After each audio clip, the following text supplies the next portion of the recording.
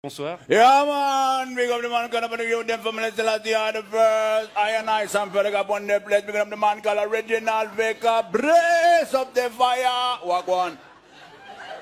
Pardon? Ouais, ça veut dire bonsoir à Kingston. D'accord. Alors vous êtes un consommateur régulier de cannabis, vous êtes aussi membre d'un groupe de reggae suisse, Yeah, Brada Framanada Mada. Brother from another mother, man. C'est quand tu es frère, tu es brother, mais tu n'as pas la même maman, man. Brother from another mother, brother from another mother, brother from another mother. Brada Framanada Mada. Vous êtes c'est ce groupe dans lequel vous jouez, avec lequel vous voyagez souvent Yeah, man. en Jamaïque. Bra. C'est ça. Alors tout d'abord, qu'est-ce que vous pensez de ce boom du CBD? Un boom qui a commencé en août dernier lorsqu'un fabricant chafouzois a obtenu pour la première fois une autorisation d'en vendre. Man, moi je trouve c'est rigolo de voir les clients qui vont acheter une ou deux têtes de weed comme si c'était des chiclettes. Mais il faut dire c'est Baba et c'est Bobo et c'est Babylone. Babylone c'est la société qui est décadente et il les encourage à vendre ces produits qui sèment la panique, man. Ouais, la panique notamment chez les forces de l'ordre Yeah, qui font face à un nouveau casse-tête. Yeah, man. Les pauvres policiers, man, ils peuvent pas faire la différence entre le CBD et la CNC, man. Là La Sensimilia, man. La ganja, la weed, la marijuana, la kaya, man, whatever. D'accord, parce qu'il est vrai qu'en apparence, le cannabis légal ressemble à s'y méprendre à son cousin. Les pauvres petits boys de police, man. S'ils peuvent pas faire la différence, man, il faut qu'ils aillent goûter le produit. Alors imagine, man, le pauvre policier, man. Excusez-moi, vous pouvez me présenter vos papiers à rouler d'identité. Ce sera pas possible, man. Des moyens qu'on n'a pas dit l'honneur, Oui. Je rappelle que cette variante de cannabis ne tombe pas sous le coup de la loi fédérale sur les stupéfiants, une loi de 2011, puisqu'elle contient moins de 1% de THC. Bombo clad de fire, bon aguande, man.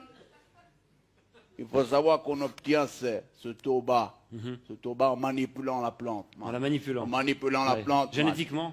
En faisant des croisements, man, des petites chimies, et on atténue comme ça le produit, on le rend allégé. Et aujourd'hui, man, c'est partout comme ça dans la société, man. C'est exactement la même chose comme les sodas sans sucre, les yogourts allégés à la gélatine de porc, ou l'huile d'olive sans olive, man. Ça va pas, man. C'est pas du vrai cannabis, selon Man, vous. non, man, la vraie weed, la vraie ganja. La vraie ganja. Il faut la planter avec amour. Il faut la faire grandir sous les incantations de Joe Rastafari.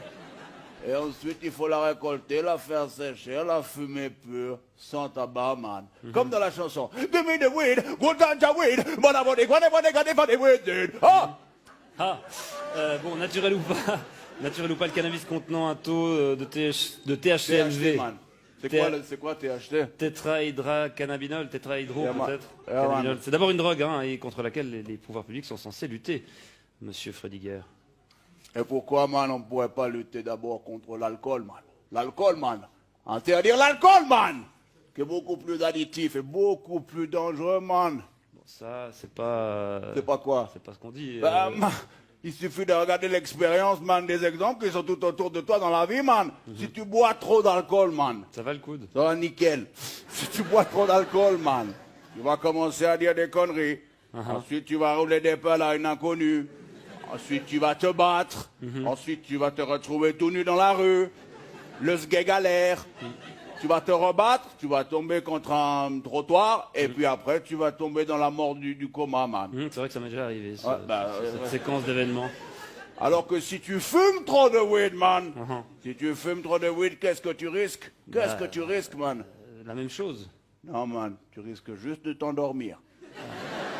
Et au pire, man, de lâcher une ou deux petites caisses, vite fait. C'est pas tout à fait ce que disent les spécialistes de la question. Ah, man, mais ça me rappelle ce vieux proverbe jamaïcain, you know, man, when daddy smokes some weed, he's never speed. When daddy drinks some whiskey, it is gonna be more risky. Quand Papa fume de l'herbe, il est tout calme. En revanche, quand il boit du whisky, ça devient un peu plus risqué. Exact. Ouais.